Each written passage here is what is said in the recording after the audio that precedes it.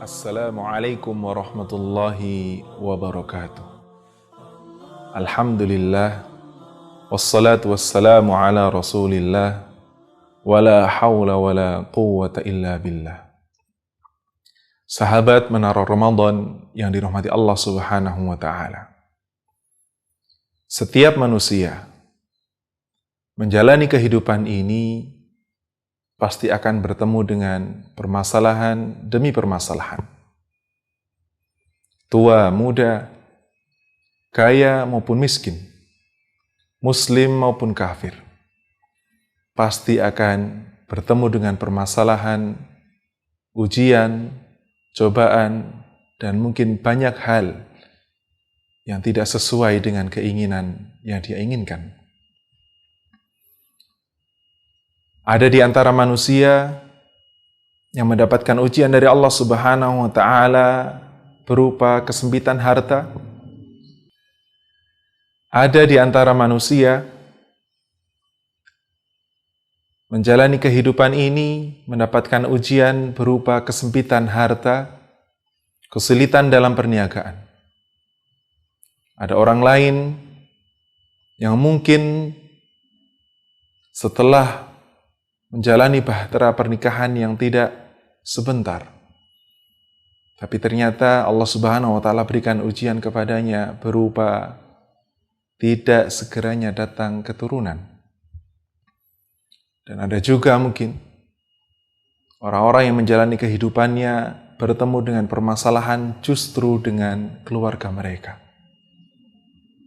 Sesuatu yang mungkin tidak menyenangkan hati. Takdir yang Allah Subhanahu wa ta'ala berikan kepada mereka mungkin bisa jadi adalah takdir yang tidak menyenangkan hati mereka. Takdir yang buruk di mata mereka. Dan kita sebagai seorang muslim,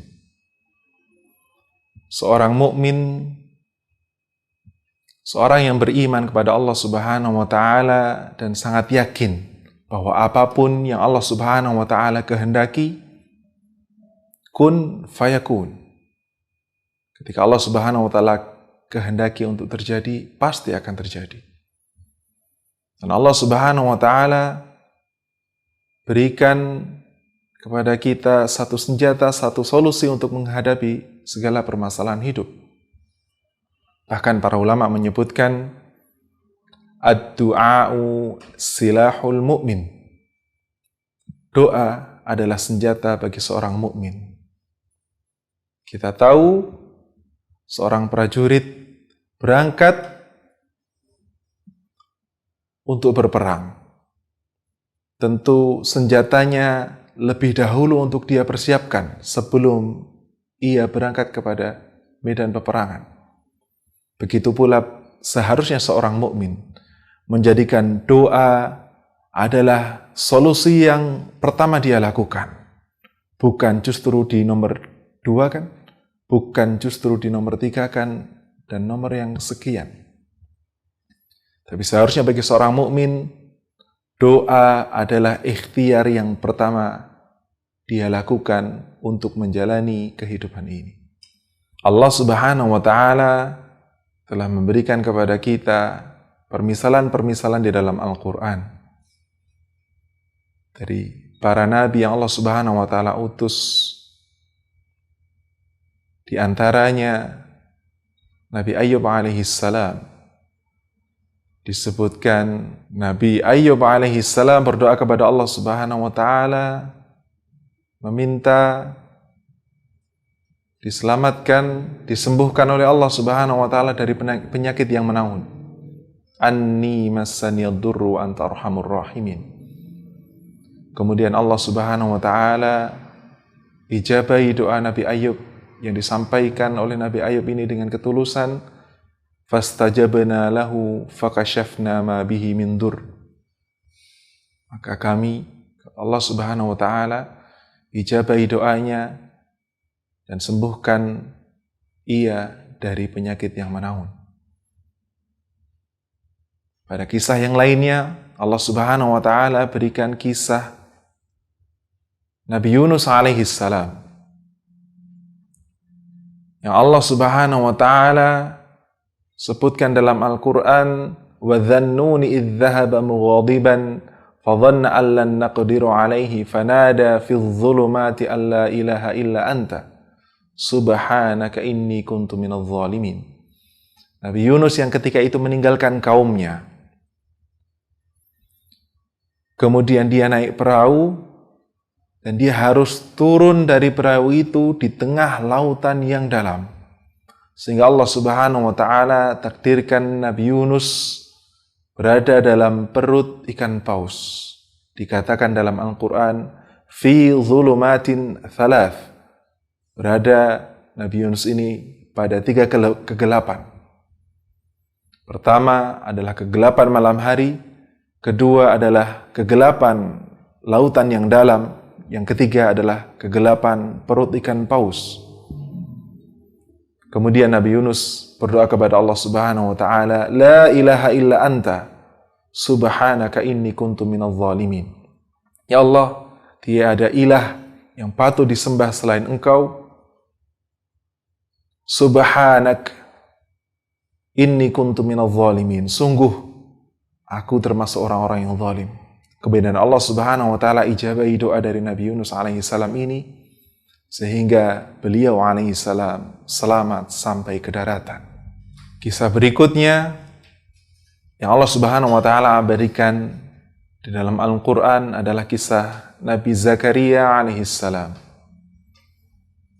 Di masa tuanya bahkan dalam Al-Qur'an disebutkan inni wahanal azmu minni washta'ala ar-ra'su syaibah. Ya Allah, tulangku sudah lapuk, ubanku sudah mulai bermunculan. Sudah tua usia dari Nabi Zakaria. Terlebih, wa kanat imraati aqirah.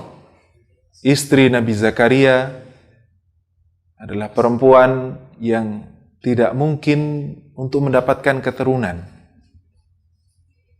Tapi Nabi Zakaria dengan ketulusannya berdoa kepada Allah Subhanahu wa taala, Rabbi la tadharni farda wa anta khairul warithin. Dengan ketulusannya Nabi Zakaria berdoa kepada Allah Subhanahu wa taala, ya Allah, jangan kau biarkan aku sendirian. Mudah-mudahan Engkau berikan kepadaku keturunan sehingga bisa meneruskan perjuangan dakwahku ini.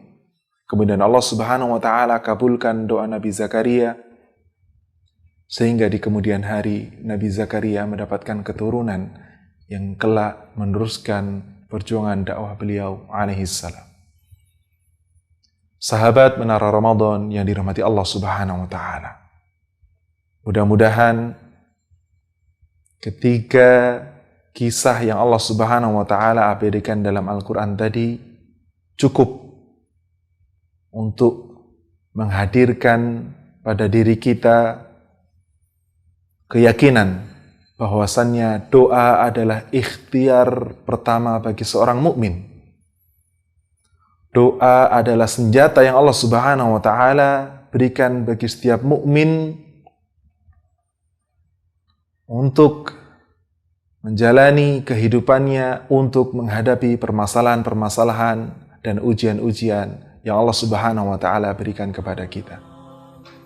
Mudah-mudahan sedikit yang kami sampaikan pada kesempatan ini bisa bermanfaat bagi kita semua dan kita senantiasa diberi taufik oleh Allah Subhanahu wa taala untuk menjadikan doa adalah ikhtiar utama yang kita ikhtiarkan, kita usahakan, kita panjatkan kepada Allah Subhanahu wa taala agar nanti kita bisa berpindah dari takdir yang mungkin bisa jadi tidak menyenangkan diri kita, berpindah kepada takdir yang menyenangkan, yang penuh dengan kemudahan dari Allah Subhanahu wa taala. Wassalamualaikum warahmatullahi wabarakatuh.